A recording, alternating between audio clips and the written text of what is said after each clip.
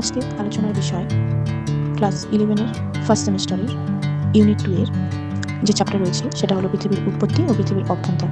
এই চ্যাপ্টারে কোন কোন প্রশ্ন তোমরা পড়লে পরীক্ষায় 100% কমন পাবে, দেখে নাও প্রশ্নগুলো।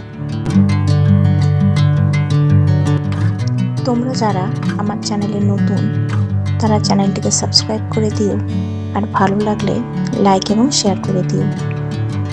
আর তোমরা যারা প্রত্যেকটা ইউনিটের প্রশ্নের পিডিএফ চাও তারা স্ক্রিনে দেওয়া নাম্বারে যোগাযোগ করে পিডিএফগুলো কিনে নিতে পারো।